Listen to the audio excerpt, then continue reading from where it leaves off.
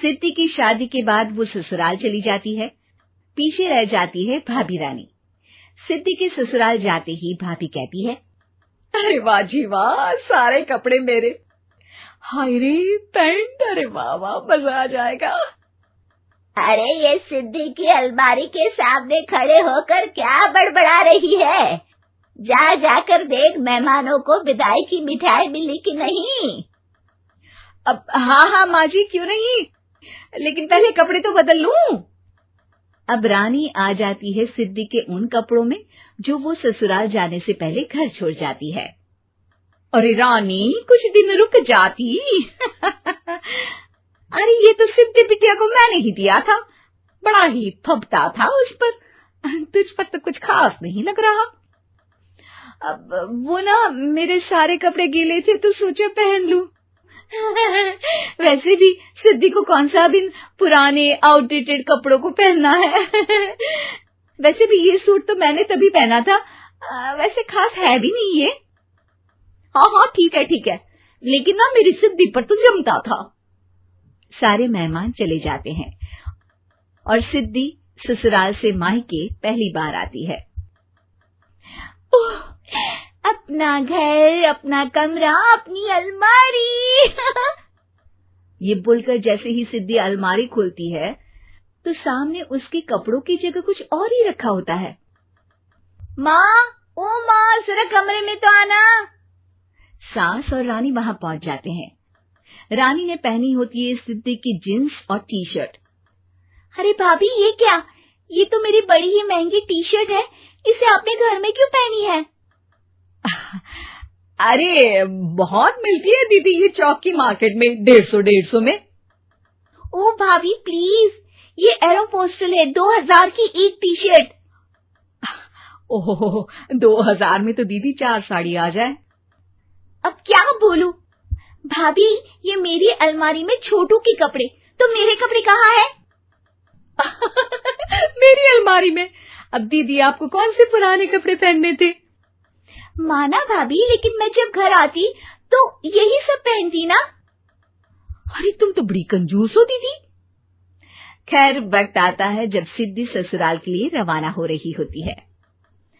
अरे रानी, अंदर से सिद्धि का गिफ्ट ले आ, लड़की पहली बार ससुराल से मायके आई है। रानी अंदर जाती है और एक सिंपल सी साड़ी लेकर बाहर आ जाती है। ये लीजिए माँ जी। सास बेटी को गिफ्ट देकर ससुराल भेजती है। अगले दिन रानी एक सुंदर सी साड़ी पहनकर सामने आती है। अरे रानी, ये तो वो साड़ी है जो मैंने सिद्धि को देने के लिए दी थी जब वो ससुराल ले जाती, लेकिन ये तूने कैसे पहन ली? अरे माँ जी, ये साड़ी तो मुझे बहुत पहले से ही पसंद थी, लेकिन चिंता ना करिए, मैंने सिद्धि के लिए भी अच्छी सी साड़ी दी है। हाँ। तभी सिद्धि का फोन आता है। क्या माँ, कुछ अच्छा तो दिया होता ससुराल ले जाने के लिए। अरे पहले दिखा दिया होता। ये चमकते हुए पैकेट में नौकरानी वाली साड़ी मत दिया करो माँ। अरे बेटे, वो तेरी भाभी ने ना गलती से उससे पैकेट बदल गया। हाँ, मैं कल ही तेरे भाई के हाथ से तेरा वाला पैकेट भेज दूंगी। अरे रहने दो माँ, आई एम श्योर भाभी ने अभी वही साड़ी पहनी होगी जो तुमने मेरे लिए रखी थी। तुम तो समझ नहीं पाई उनको। खैर छोड़ो, मैं ज्यादा बोलती अच्छी नहीं लगती, रहने दो, आपको उन्हीं के साथ रहना है, फिर बात करेंगे। सास को रानी पर गुस्सा आ जाता है। वो उसके कमरे में जाती है जहाँ वो शादी का एल्बम देख रही होती है। रानी, मार्केट जाकर एक ऐसी ही साड़ी लेकर आ, कल प्रतीक जाकर सिद्धि के घर दे आएगा। अरे क्यों माँ जी, कितनी साड़ी देनी है दीदी को? यहाँ कोई सेल लगी है क्या? अरे चुप कर, मेरे बेटी के हिस्से की साड़ी खुद पहन ली, अब ज्यादा ज्ञान बांट रही है। एक दिन सिद्धि का फोन आता है। माँ, मेरी सास ने आप सबको खाने पर बुलाया है। सारे लोग सिद्धि के ससुराल पहुँचते हैं। खाना खाकर वो लोग निकल रहे होते हैं कि सिद्धि की सास सभी को गिफ्ट देती है। अरे बहन जी, बेटी के घर का खाना खा लिया, यही बहुत है जो आप ऊपर से गिफ्ट भी दे रही है। अरे बहन जी, आप भी कहाँ इन बातों पर विश्वास कर रही हैं। सास सभी को गिफ्ट देती है, लेकिन रानी को जो साड़ी देती है वो अजीब सी हरे रंग की लाल रंग के बड़ी छाप वाली होती है। अरे छी छी, ये कौन पहनेगा?